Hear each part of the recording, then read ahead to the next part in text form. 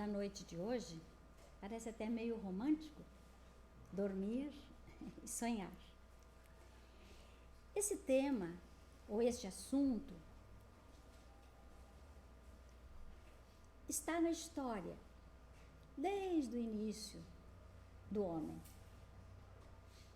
É imemorial o seu estudo, a sua prática, no sentido de busca de respostas para o fato. Os mitos traziam já toda uma história mágica a respeito do sono e do sonho. Hipnos, que era um deus romano, deus do sono, segundo a história, todas as noites ele vinha para fechar as pálpebras das pessoas para que elas dormissem. Já Morfeu, que era um deus grego, transformava-se, segundo a história, num humano e vinha então, aparecia para as pessoas durante a noite que sonhavam. Então, em todos os tempos, em todas as épocas, saber a respeito do sono e principalmente dos sonhos tem sido uma grande preocupação do homem. Então, vamos a alguns detalhes. O que diz a ciência sobre o sono e sobre o sonho? Claro que esse é um estudo que cientificamente se processa há bastante tempo, mas ultimamente com alta tecnologia e grande fundamentação. O sono é a imobilidade na qual o corpo repousa. Durante esse período de aproximadamente 8 horas a 10 horas, em algumas idades, um pouco menos para outros, os estímulos externos todos diminuem. A pessoa fica com as atividades completamente desativadas, apenas com aquelas necessárias, como vamos ver adiante. A vigília está completamente abolida enquanto a pessoa dorme. E não há possibilidade de manter uma relação com a outra pessoa enquanto ela dorme. Claro que a relação acontece quando ela desperta. Quais são os objetivos que existem para que o indivíduo durma, para que o sono aconteça? Claro, a ciência já provou que ninguém pode ficar sem dormir. O sono é necessário, é fundamental e ninguém aguenta mais do que 48 horas sem dormir. Algumas pessoas, talvez um pouquinho mais, mas é muito difícil porque as pessoas vão perdendo a condição de se manter, né, ativa. Os neurônios têm dificuldade de funcionar, o corpo necessita descansar e a pessoa realmente sofre, inclusive emocionalmente. Então, quais são os objetivos de dormir? Renovar a saúde constantemente. O equilíbrio deve ser restaurado através dos centros neuronais, né, dos neurônios, que precisam realmente desse período de descanso físico, apesar de eles estarem ativos. Prevenir doenças, né, e diminuir qualquer desgaste físico. Quanto aos neurônios, nós vamos ver adiante como eles ainda ficam ativos. E como atualmente a ciência diz que os homens, as pessoas, podem dormir sem muito esforço. Ou seja, sendo sono natural, como que naturalmente nós devemos agir para que ele aconteça?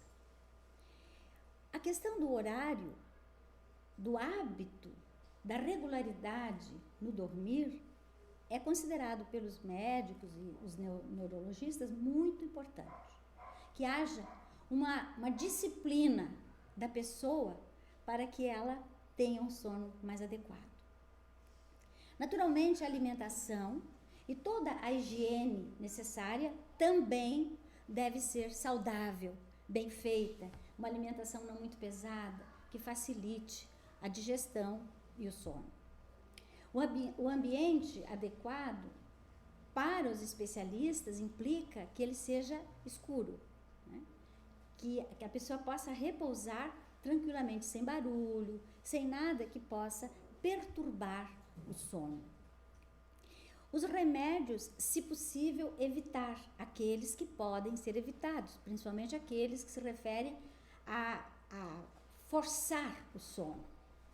Claro que quando existem ordens médicas, a pessoa deve seguir as ordens médicas, mas quanto mais ela puder trabalhar de forma natural, evitando químicos ou coisas semelhantes para dormir, seria mais aconselhável. A leitura nem se fala, é fundamental.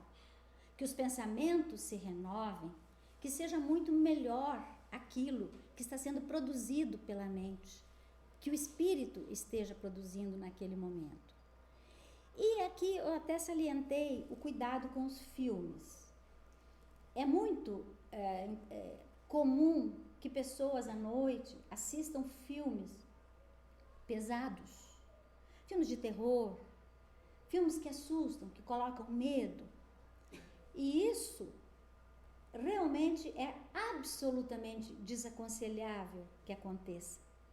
Porque se a pessoa diz, mas eu não tenho medo, isso não me atinge, eu sei que é de mentirinha, eu sei que é história.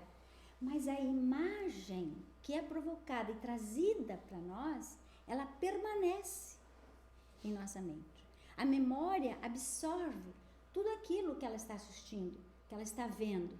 E isso depois retorna. Por isso, possivelmente, muitos pesadelos, insônia, que as pessoas costumam ter. A insônia, falando aqui, né, é a falta de sono.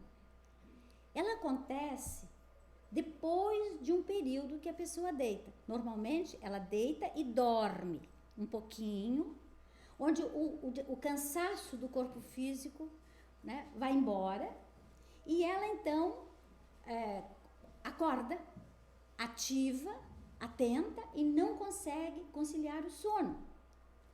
Ou o pouco que ela dorme intermitentemente parece que é insuficiente. Não parece, na verdade, é insuficiente. E de baixa qualidade, porque ela não relaxa quanto ela deveria relaxar. Então, o relógio é olhado o tempo todo, a pessoa fica naquela agonia, naquela expectativa, naquela ânsia, o tempo não passa, a hora não passa, acorda-se irritada e tudo o que produz uma falta de sono. E a insônia, provadamente, reduz a produtividade. A pessoa fica com menos condições, com menos capacidade para desempenhar as suas tarefas. Então, atinge 3 pontos basicamente entre os demais. A memória é prejudicada, a pessoa passa a ser esquecida, fica mais aérea, a aprendizagem diminui e o raciocínio lógico também é prejudicado. Mas a pessoa, mas eu nem estou pensando direito, nossa, eu estou até perdido, não consigo concatenar minhas ideias. Por quê? Porque ela não relaxou, não descansou, a qualidade do sono não foi a melhor. E, consequentemente, aumenta o mau humor, pessoas irritadas, né? Não gostam de conversar, se tornam mais agressivas, né? Facilitam as doenças, porque a doença, o sono diminui a possibilidade de doença, logo se ela não dorme, aumenta a possibilidade. Normalmente, as pessoas também têm problemas de obesidade, até pela medicação que ela passa a tomar para evitar a insônia. E, infelizmente, precocemente, a velhice vem. Então, fazer tudo, o possível e o impossível, para ter um equilíbrio no seu próprio sono. A ciência tem feito análise do sono, e isso é bem comum. As pessoas são internadas por uma noite, e lá elas recebem todo um atendimento especializado para acompanharem como se processa o seu ciclo do sono. E, basicamente, existe o chamado sono não REM e o sono REM. O sono dos rápidos movimentos dos olhos. O sono não REM, 75% do tempo do sono é não REM. Por quê? É o período em que o indivíduo realmente descansa, conserva e recupera a sua energia. É o período que as crianças crescem, que as pessoas descansam e levantam com muito mais disposição. O sono REM, 90 a 120 minutos, ou do total, 25% do tempo em que a pessoa está dormindo. E neste período do sono REM é quando chega-se ao pico da atividade cerebral. Aqui nós temos um eletroencefalograma que mostra o período dentro dessa faixa vermelha do sono REM, onde as ondas θ são muito mais curtas e se aceleram. Os músculos relaxam, o coração em suas batidas aumentam vertiginosamente e o indivíduo então sonha. É o período que se coloca em que acontecem os sonhos. E muito no final já do sono, porque são ciclos. Então, são 90 a 120 minutos. Então, é assim, são ciclos, são períodos que acontecem no sono não REM, intercala com o sono REM, volta ao sono não REM, e assim são várias fases que vão se intercalando no sono. Então, dá 75% e 25% do total do sono da pessoa. Isso quando a pessoa está dormindo regularmente, normalmente, equilibradamente. Tiramos aqui a questão da insônia. Então, o sonho acontece, previsto e verificado pela ciência, nessa fase do sono REM. E o que seria o sonho previsto pela ciência? Uma sequência de fenômenos psíquicos ou uma sucessão de imagens que ocorrem durante o sono e que são registrados no cérebro. A ciência ainda não tem uma resposta final para a questão do sonho. Ela tem mais para a questão do sono. Com relação ao sonho, ainda as ideias são bastante materialistas e se colocam essas questões muito em relação ao cérebro. Então, a pergunta feita, né? Por que sonhamos, na verdade? A ciência, ou para a ciência, sonhar vejam como ainda é bastante materialista a resposta, descartar informações do resto do dia. É como se a pessoa que tem muitas atividades durante o dia, com muitas informações, com muita coisa, ao deitar, dormir, ela descarta, o cérebro descarta essas informações para que o indivíduo se torne mais equilibrado. Dizia-se antigamente que o cérebro, que o sonho seria uma colcha de retalhos, que o cérebro vai selecionando e distribuindo em pedaços, né? Então, o resto do dia. Então, o que acontece segundo o entendimento? Sonhar é rever os acontecimentos durante o sono e experimentar saídas para problemas e preocupações. Só que não há uma explicação. Quem é que experimenta essa saída? Quem é que resolve o problema? Se coloca que a pessoa deita e durante o sono acontece isso. E o sonho seria uma função reguladora, autorreguladora por si só, do equilíbrio psicológico do indivíduo. Por isso que quando a pessoa não dorme e não sonha, ela tem dificuldades e entra naquele processo já falado antes. Mas, na década de 70, aproximadamente, a neurociência recuperou as teorias mais famosas inicialmente a respeito dos sonhos. Porque Sigmund Freud, médico austríaco, foi um grande estudioso dessa área. E em 1900, ele publica a obra dele principal, A Interpretação dos Sonhos, onde ele, dentre todas as teorias colocadas, ele contesta a ideia de que o sonho seria uma atividade mágica, maravilhosa, sobrenatural até, que era ponto também das religiões, porque o sonho em todas as épocas foi considerado uma coisa completamente fora de uma explicação real. E ele, Freud, diz que os sonhos derivam da psique humana. E no trabalho que ele desenvolve, ele marca cientificamente o estudo do inconsciente. Para os estudiosos e pesquisadores, e muitos deles dizem que Freud é o pai do inconsciente, porque foi o primeiro pesquisador e cientista que colocou essa visão do inconsciente. Muitos estudiosos anteriormente discutiam, trabalhavam, mas nada que se publicasse e que se pudesse concretamente entender o que se passa, né, na cabeça das pessoas. E ele entendeu, então, que o inconsciente é a chave de todo o processo.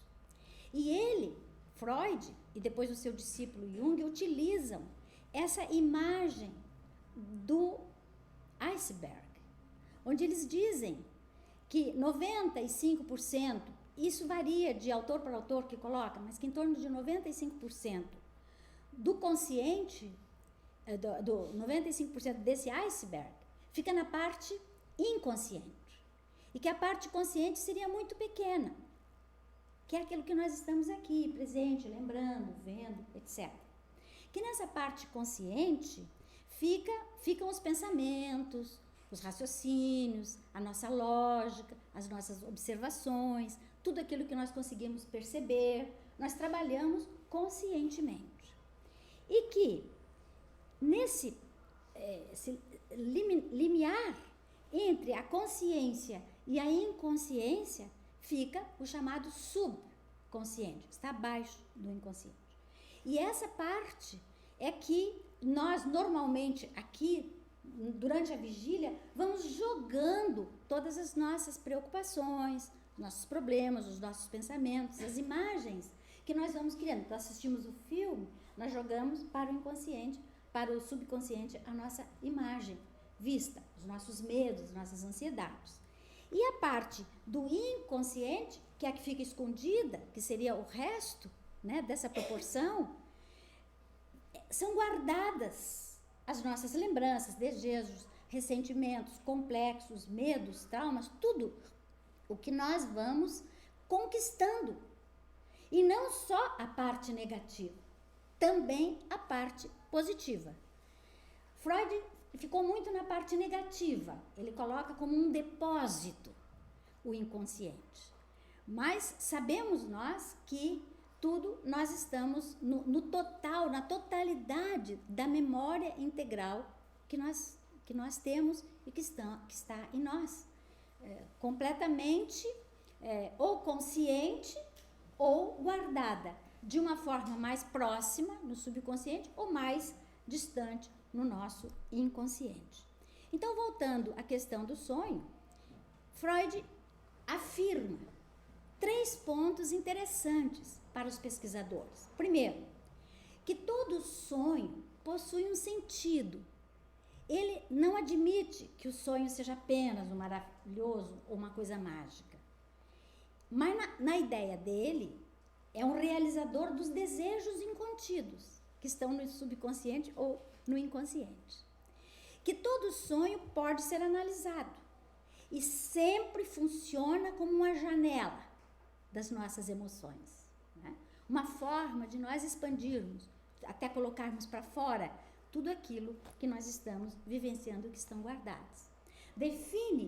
Uma das definições dele, de que sonhos são desejos, conflitos, trabalha muito a questão do impulso sexual, da questão da libido, né? As tendências, as fantasias, imaginações que o indivíduo vai colocando, aquilo que para ele está frustrado, que está guardado de uma forma não trabalhada, né? As repressões, tudo aquilo que a pessoa é contida e que ela não pode trabalhar ou não deve, ou que logicamente na cabeça ela sabe que ela não pode fazer, que está vivendo em sociedade, que tem o respeito, etc. Então, ele diz que estão sepultados, sempre recalcados nos porões do inconsciente, para ele. Então, nós colocamos aqui a maçã, porque a maçã é o símbolo do desejo, né? Historicamente. Então, os desejos, onde ele mais frisa a questão dos sonhos, é de que, então, seriam esses desejos incontidos e que realmente estão lá e que durante o sono vêm à tona, né, no trabalho sobre a psicanálise, que é o método que ele utilizou, que se tornou famoso, que até hoje se trabalha, não de uma forma ostensiva e radical, mas sempre as pessoas que trabalham com terapia, com psicologia, conhecem e aplicam muito das coisas que consideram positivas da explicação e da metodologia de Freud.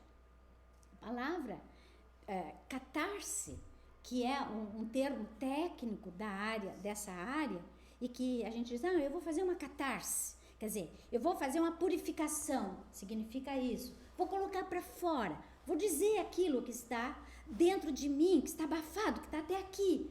Então, esse sofá é o sofá realmente que ele utilizava, e está lá no museu em Viena, e que as pessoas chegavam e o método que ele usava era esse. A pessoa chegava e deitava, relaxava e começava então a narrar os seus problemas, as cenas que viam, aquilo que a preocupava, fazendo livremente uma associação de ideias. Não havia por parte dele nenhuma imposição.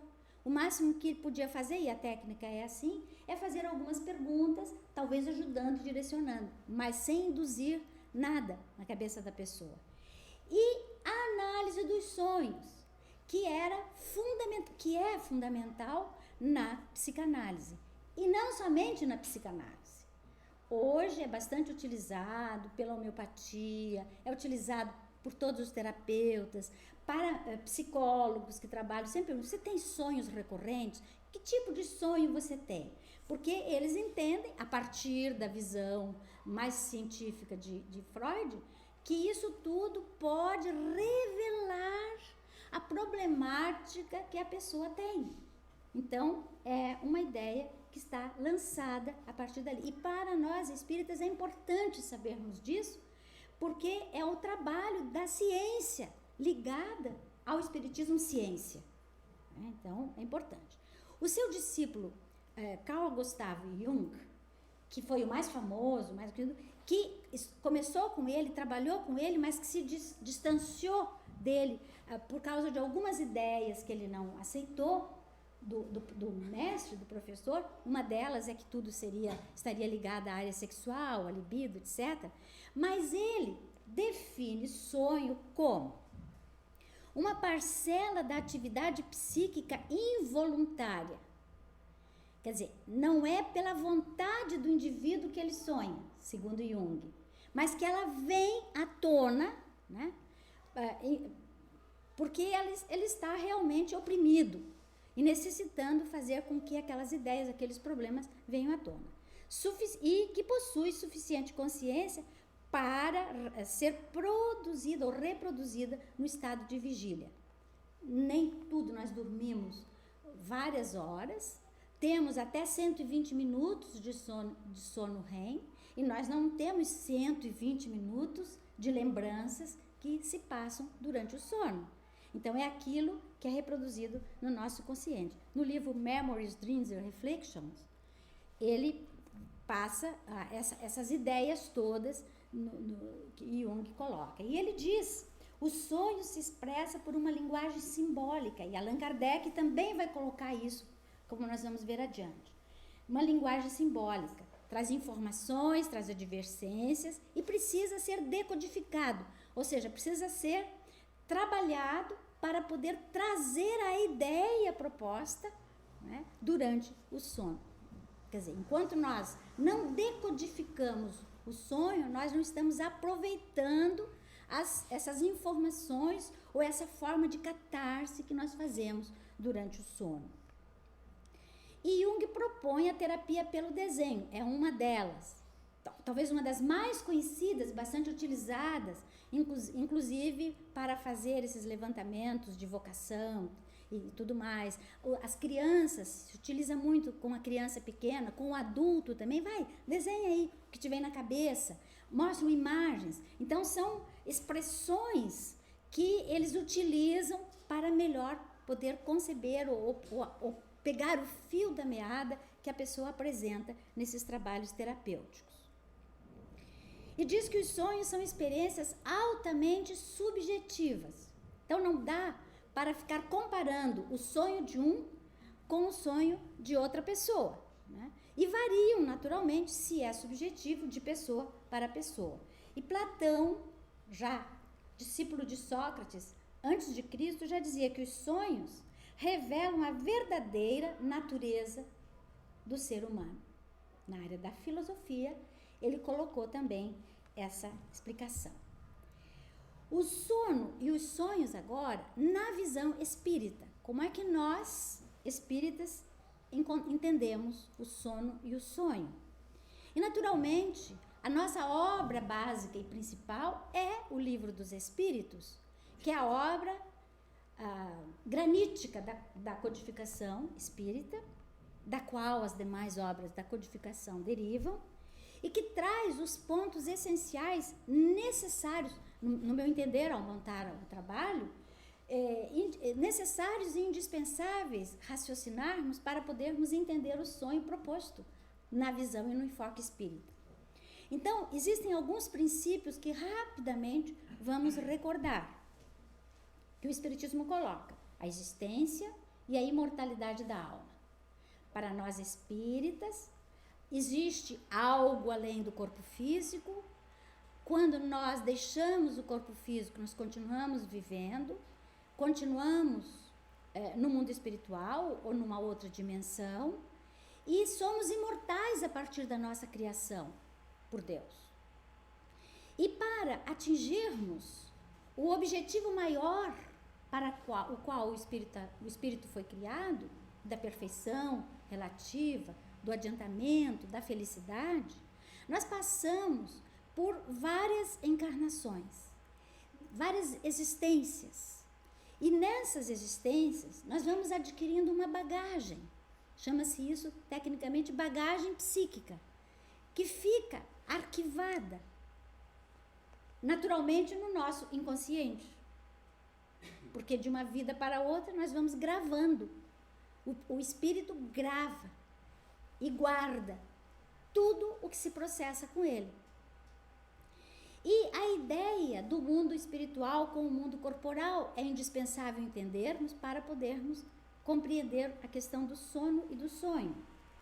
Então, durante as diversas encarnações, quando o espírito adquire o corpo de carne e vive por um período X de tempo no mundo corporal, ele entra por um processo de emancipação em contato com o mundo espiritual, que age e reage constantemente do mundo espiritual para o mundo corporal e do mundo corporal para o mundo espiritual, através de um elemento que o Espiritismo colocou como básico, que é o perispírito, o segundo corpo do espírito, que ao morrer, o indivíduo deixa o corpo físico materialmente na Terra ou no mundo corporal e volta à dimensão espiritual com o seu perispírito.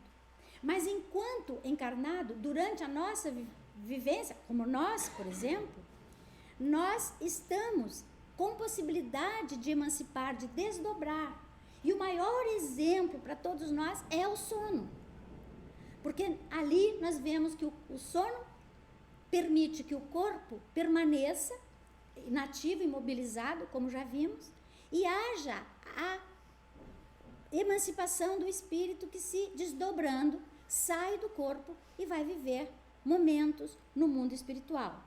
Então, dessa forma, o sono possui alguns estágios. Primeiro, para o sono. O primeiro estágio é aquele que o corpo relaxa. Nós vamos deitar, vamos para o nosso quarto e relaxamos. Os sentidos entram em torpor, né? Mas ainda o indivíduo está naquela madorna, assim, meio acordado, meio dormindo, meio atento às coisas que acontecem, de forma natural. É uma dos próprios etapas do sono previsto pela ciência. Aí existe um afrouxamento dos laços vitais. A consciência diminui, né? E o espírito se desprende lentamente, pairando acima do corpo. Esse é um processo natural que acontece assim no desdobramento.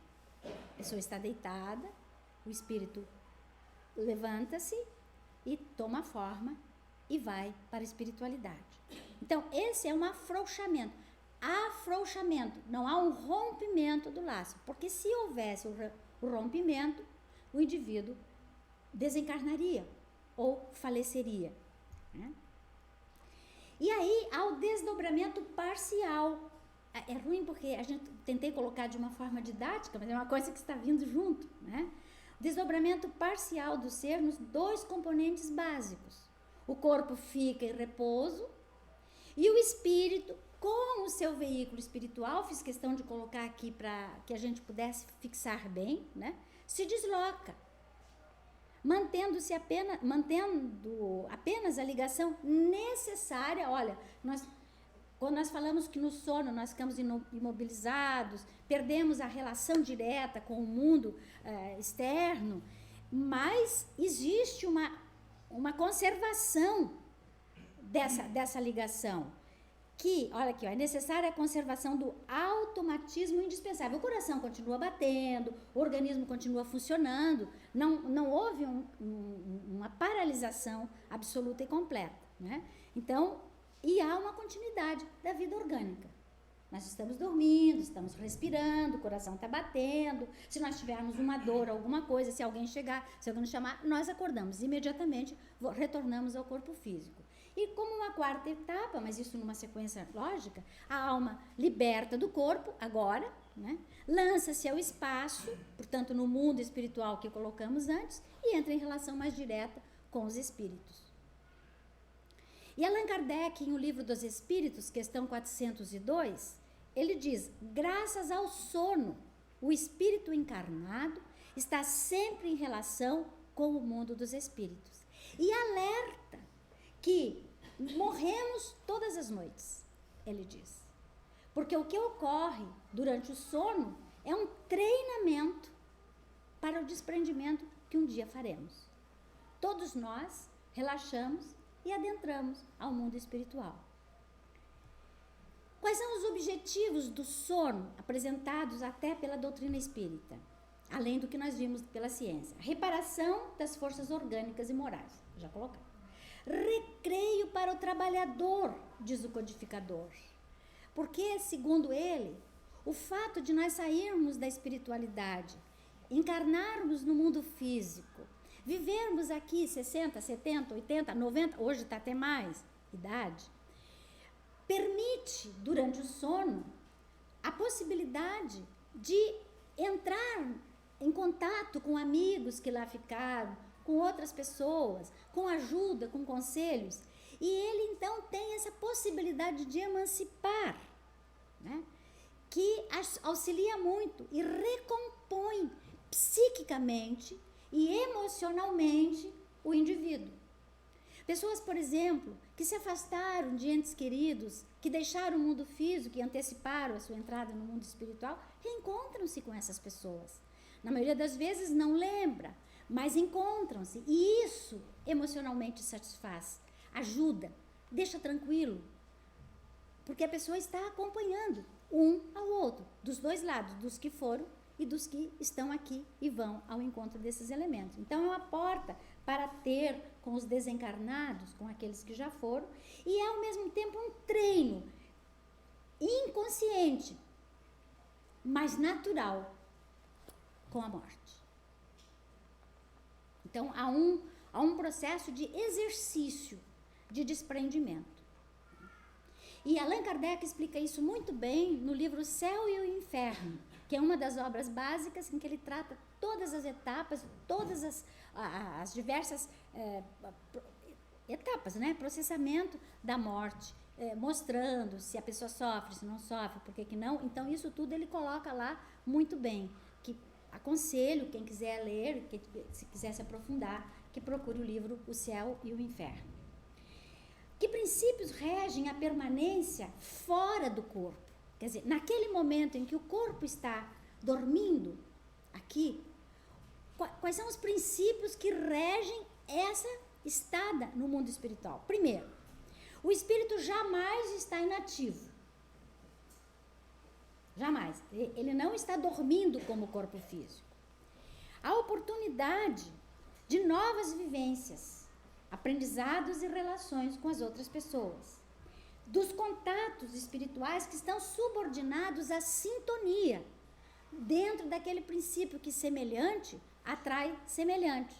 Então, no momento do sono, nós vamos nos encontrar com aqueles com quem sintonizamos, com quem gostamos de permanecer, sejam positivos ou sejam negativos para nós, mas é aquilo que nós buscamos. E o estado mental do indivíduo sofre a influência do momento pelo qual ele está passando. Por isso que quando a pessoa tem muita preocupação ou está com uma coisa grave, ela dorme e normalmente sonha com isso. O que é o sonho, então? Nós vimos o sono. O que é o sonho? Na questão 402, a definição do Espiritismo é de que o sonho é a lembrança do que o espírito viu durante o sono. Muitas pessoas confundem o sono com o sonho. O sono está relacionado ao relaxamento do corpo físico. O sonho é aquilo que o espírito lembra quando ele volta para a vigília, quando ele retoma o seu corpo físico, quando ele acorda, ele lembra de algumas coisas que ele viu, que se passaram, e às vezes não lembra, como vamos ver agora. As lembranças são imagens vagas, não são assim tão completas, daquilo que se passou, e algumas impressões que são sentidas ao despertar. Eu coloquei aqui, que estudando agora para essa palestra, eu li que Paul McCartney narra que quando ele escreveu a música Yesterday, a música mais famosa dos Beatles, ele teve um sonho e ouviu completamente a música, acordou e escreveu a música. Interessante, né? Então ele conta isso. Não precisamos ir longe, né? Muitos dos grandes músicos, por exemplo, pintores, viam ou ouviam as coisas, vinham e colocavam no mundo físico, quando eles acordavam. E Joana de Ângeles, no livro Autodescobrimento, afirma o seguinte: os sonhos são originados na área do subconsciente, na maioria deles, e revelam as memórias dos acontecimentos vividos, liberando-se como ocorrências automáticas. Por isso nós entendemos a expressão de Jung, quando ele diz que é involuntário, porque essa memória passa a ser automática nos momentos do sono e apresentando-se ao campo da consciência de formas variadas, inclusive perturbadoras. Recordem-se que nós colocamos que cada um está com aqueles com quem se assemelha, com quem sintoniza normalmente. Por quê?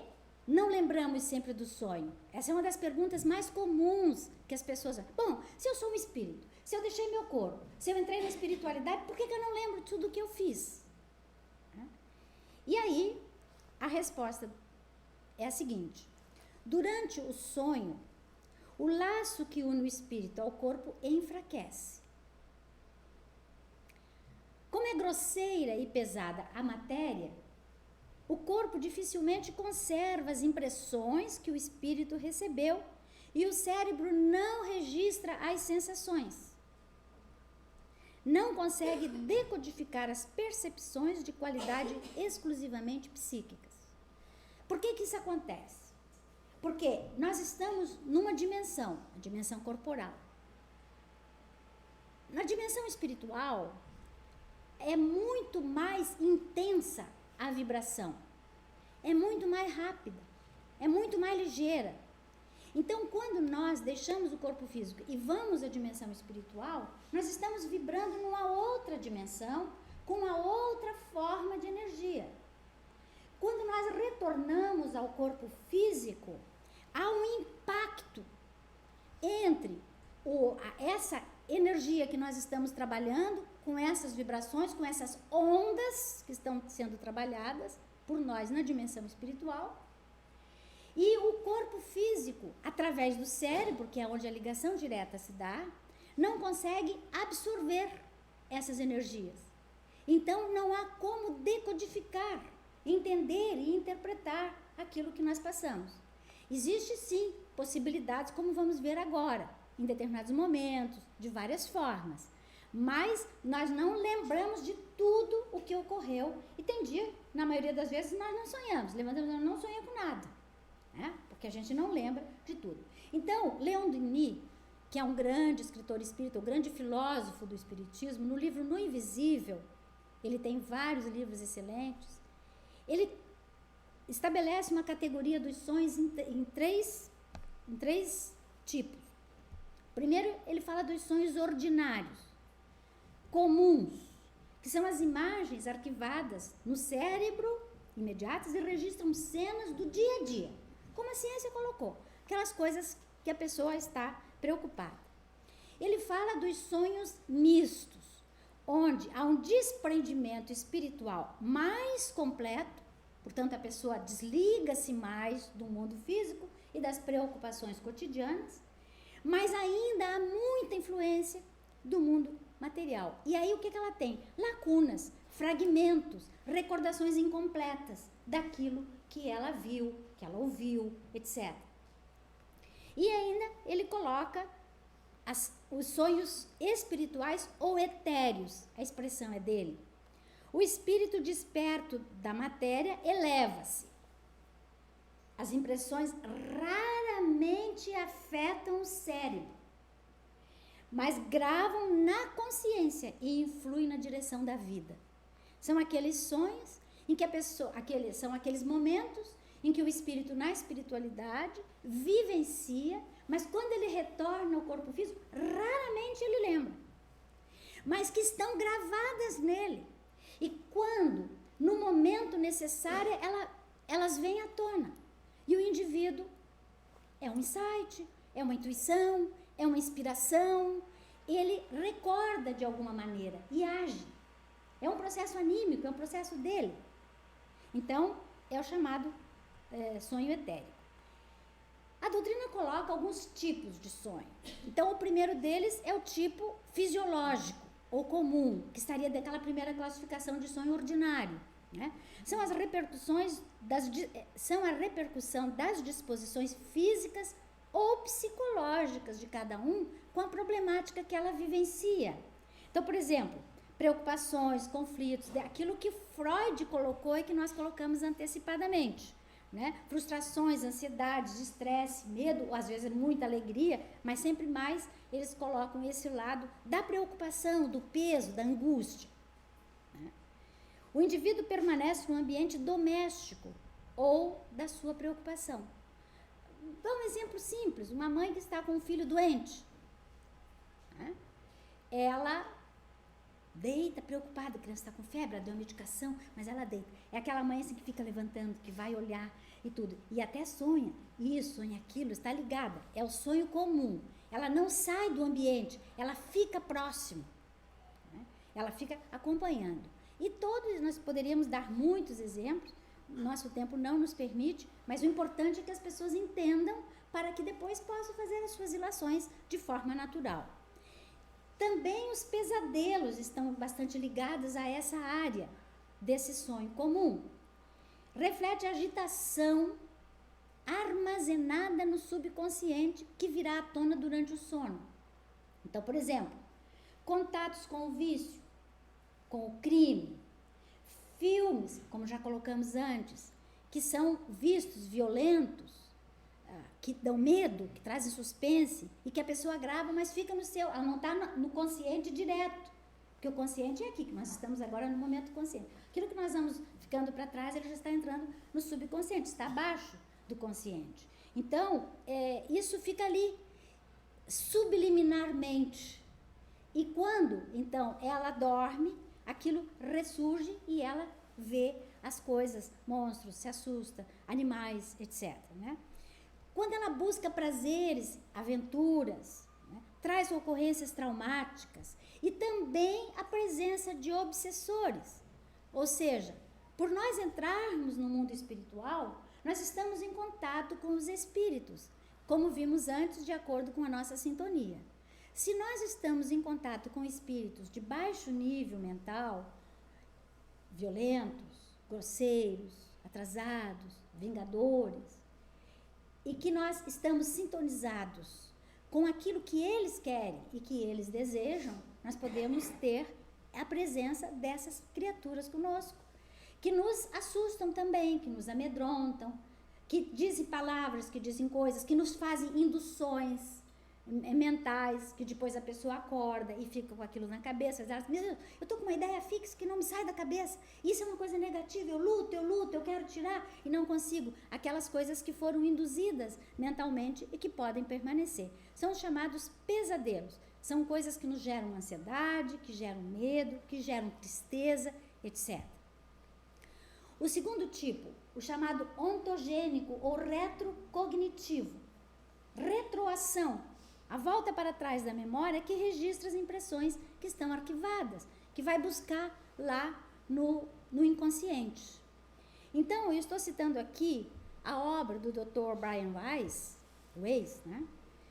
Muitas Vidas e Muitos Mestres, que foi uma das obras que foi um marco nesse tipo de estudo do sonho, em que ele estava com uma paciente, Catherine, que ficou muitos anos estudando. Ela tinha pesadelos constantes e ataques terríveis de pânico, de ansiedade, de medo. Ela era casada, tinha filhos, mas ela vivia um verdadeiro inferno na vida dele. E ele foi trabalhando e não conseguia, ela não tinha sucesso nenhum com o trabalho que ele estava desenvolvendo com Catherine. Até o dia em que ele a hipnotiza. E ela, então, começa a revelar todo um passado. Então, ele usa o método da hipnose e que chega à terapia, ele diz terapia das vidas passadas. Nós, espíritas, colocamos teoria das vivências passadas, onde ele acessou junto com ela, acessou as suas vidas anteriores, chegou até 4.000 anos atrás, né, em que ela viveu no Egito. Está no livro do Dr. Brian. E ele fez verificações, análise, e como ele, muitos outros autores, então ele consegue mostrar, e a partir dali, ele que não acreditava, né, ele começa então a pregar e a trabalhar a questão da reencarnação, inclusive, porque ele acessa e ele começa a estudar esse lado. Então é o chamado ontogênico ou retrocognitivo. Nós temos muitos terapeutas, muitos especialistas que fazem a regressão de vivências passadas para ajudar a cura de traumas, de complexos, etc. Então, existe. A Casa Espírita, apesar de saber tudo isso, não faz esse tipo de trabalho, porque é um trabalho especializado, com pessoas que têm que ter técnicas de especialização para poder, inclusive, fazer o tratamento consequente da descoberta. Então, quando não existe um bom terapeuta, uma boa pessoa capacitada e competente para desenvolver, é melhor nem fazer. Porque pelo processo reencarnatório, nós passamos pelo esquecimento. E Deus, na sua misericórdia e na sua infinita sabedoria, nos deixou essa possibilidade de, na encarnação, nós passarmos pelo processo do esquecimento. Isso não invalida que em alguns casos sejam necessários ou que em alguns casos até aconteça de forma natural, como nós temos na literatura espírita e não espírita de processos de retrocognição. Retrocognição, cognição, conhecimento, retro para trás, né? Volta ao passado. Os chamados sonhos premonitórios ou proféticos, que prevê acontecimentos, agora é o oposto do anterior. Neste caso, o espírito apreende, diz Allan Kardec, situações futuras e as registra com naturalidade. A exatidão é ulteriormente verificada. Quer dizer, se pode verificar mais tarde se aconteceu ou não, se vai acontecer, se em parte ou no todo. São os chamados, para o espiritismo, normalmente se usa o termo pressentimento. Eu tive um pressentimento, tive uma coisa, aquilo tá em mim, etc. E esses pressentimentos têm trazido grandes respostas, salvo muitas vidas, né? Quando a pessoa tem realmente. E aqui eu conto, já é conhecido, já foi falado aqui, a história que é uma das mais interessantes de Lincoln, o grande presidente norte-americano, que previu a sua própria morte. Alguns dias antes de ele ser assassinado, né, em Washington, ele acordou assustado porque ele havia tido um sonho em que ele saía da cama e descia as escadas e salas da Casa Branca, nos Estados Unidos, e ele via que as pessoas estavam sérias, chorando, e toda uma guarda acompanhando um velório. E ele se aproxima do caixão, no sonho isso.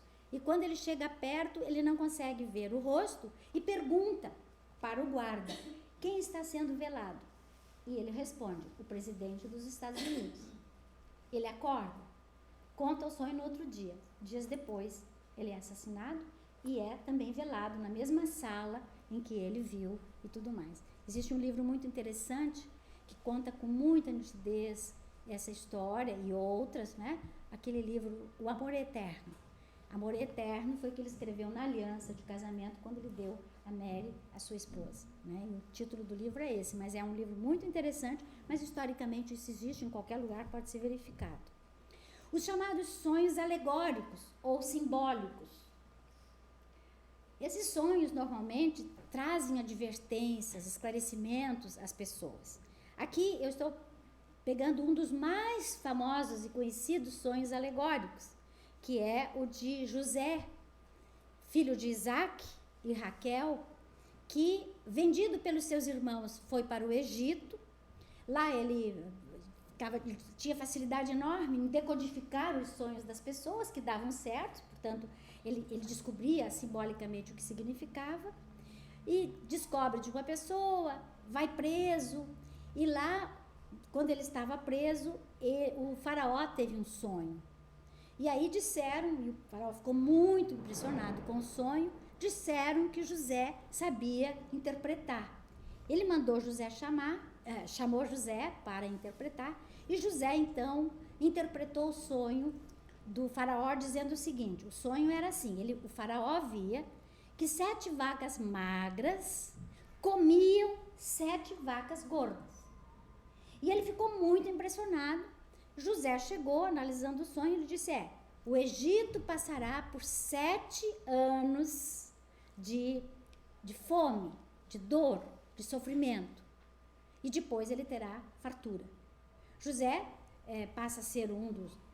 tem outros nomes, mas o mais comum seria um governador do Egito, que o faraó, então, traz para junto do trono, e ele fica trabalhando, e ele foi um administrador, então ele ajuda o Egito nesse sentido, porque ele estabelece silos, faz muito trabalho, então, quando chega a época das vacas magras, ele já estava preparado com o Egito. Então, é bem interessante também a história. É um sonho alegórico, é simbólico, e nós vivenciamos muitos sonhos alegóricos, muitos.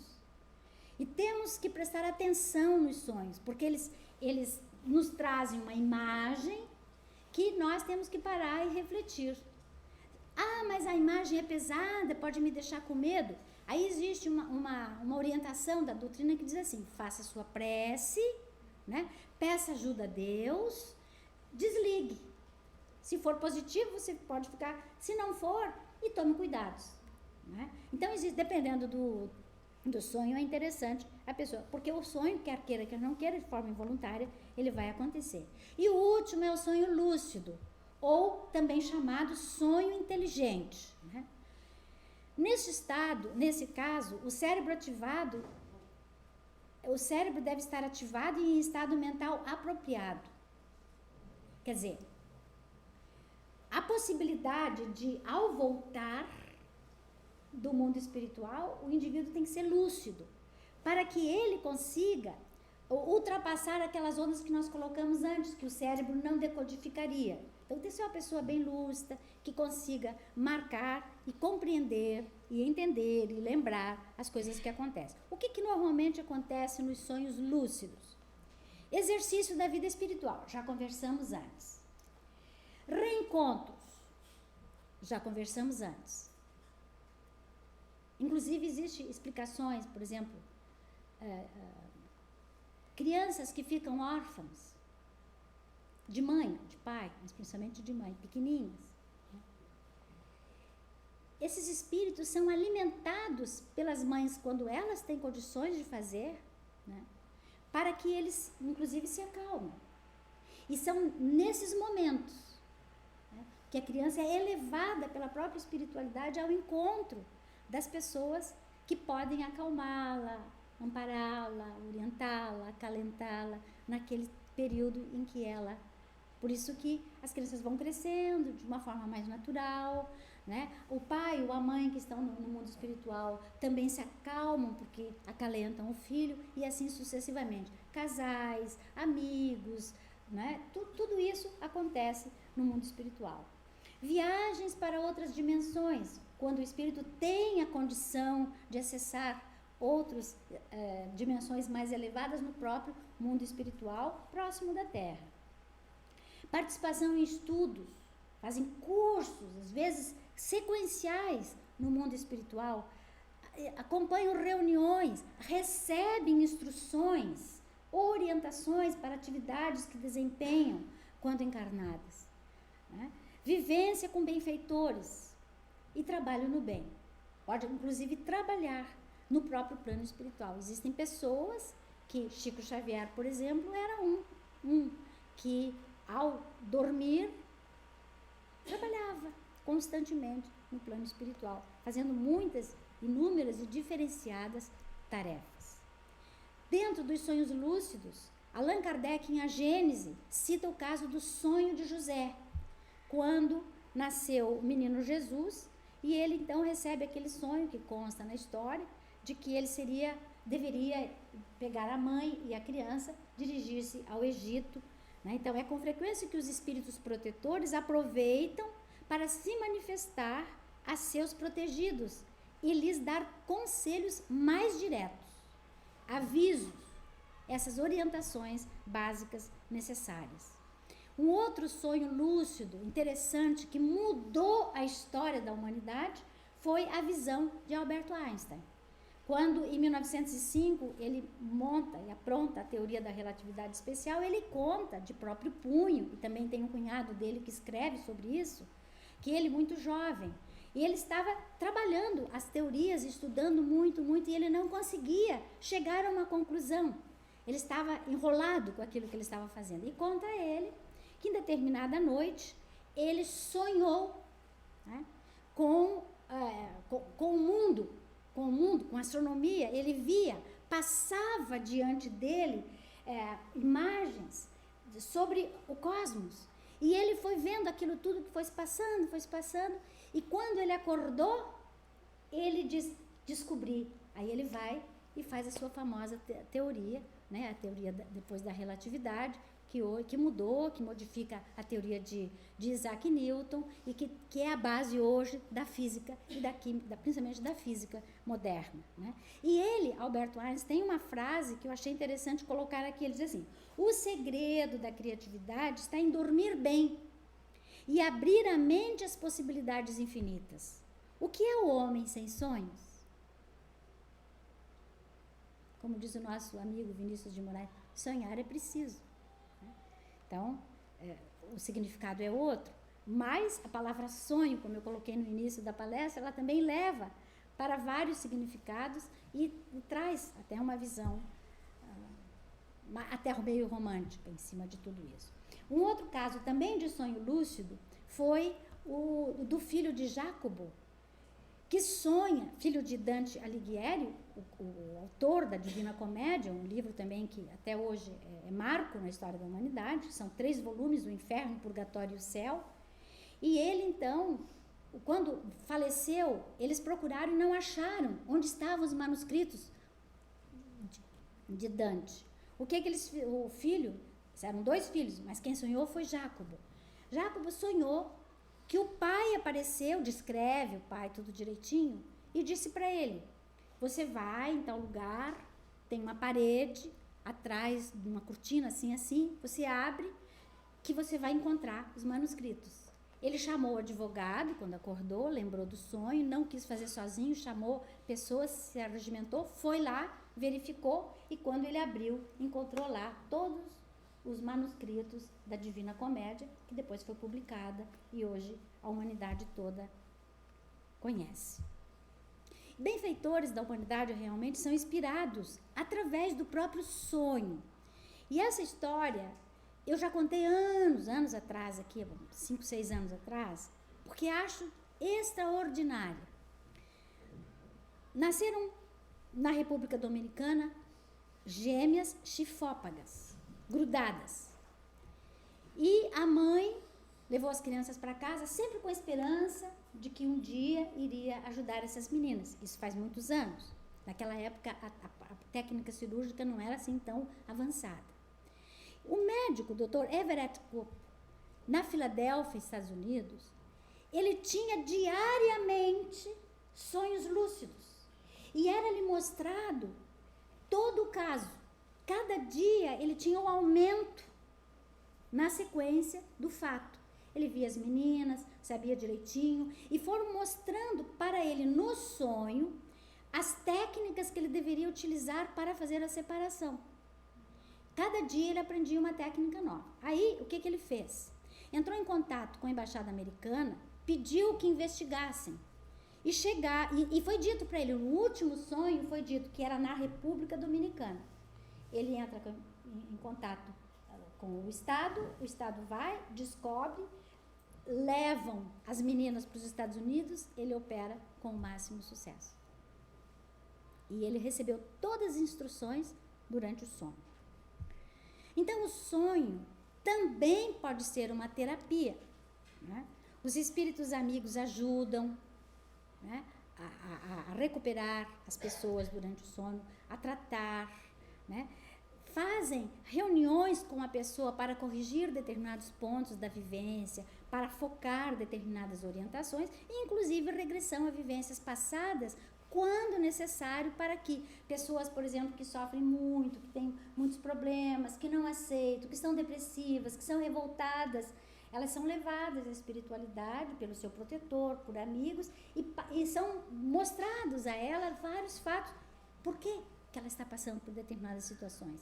Então, isso é muito ajudado durante o sonho. E existe, encerrando o nosso trabalho, a possibilidade de programar sonhos bons, segundo nos informam os espíritos. O subconsciente deve armazenar no dia a dia de nossas vidas pensamentos e ações positivas.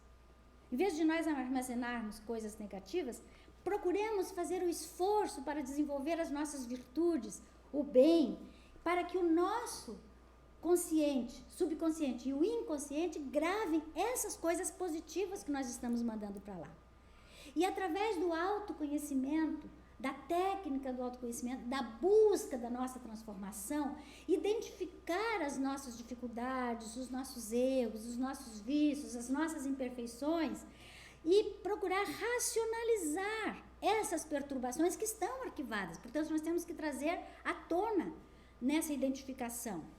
E, segundo diz Joana, assumir o controle dessas emoções, que na maioria das vezes nós não temos, tornando essas emoções conscientes. Então, por exemplo, se eu sou invejosa, né? Eu tenho que ter consciência de que eu sou invejosa, tenho que reconhecer essa minha imperfeição e procurar trabalhar, buscar as formas de trabalhar essa própria imperfeição para que eu possa mudar a imagem mental, né? Criando outros padrões de comportamento, de conduta mental, para que gere o equilíbrio psicológico, emocional, intelectual, etc.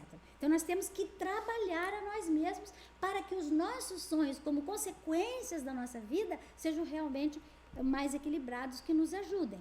Fazer o chamado exame de consciência, que na questão 919 do Livro dos Espíritos, Santo Agostinho mostra.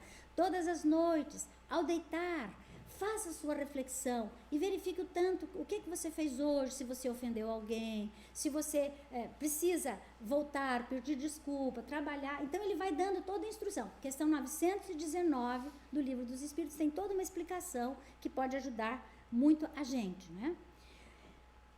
Programar o intercâmbio com os benfeitores, pedir a ajuda, pedir a proteção, pedir o conselho, né? Abrindo possibilidades para que eles possam nos acessar também, porque às vezes a gente bloqueia pelas nossas imperfeições. E acima de tudo, a prece, a oração, que segundo nos diz o codificador, ele coloca assim: todas as noites ao deitar, faça a sua prece, faça a sua oração, peça o auxílio dos benfeitores espirituais, que eles vão lhe fortalecer e vão lhe encorajar. E ao despertar, você estará muito mais em condições de enfrentar com equilíbrio o dia que está pela frente.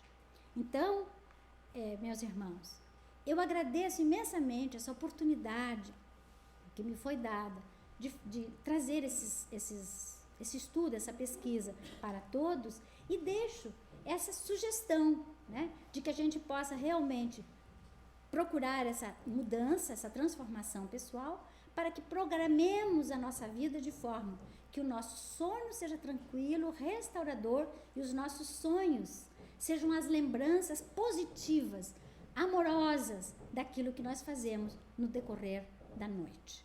Que Deus nos abençoe, que Deus nos proteja.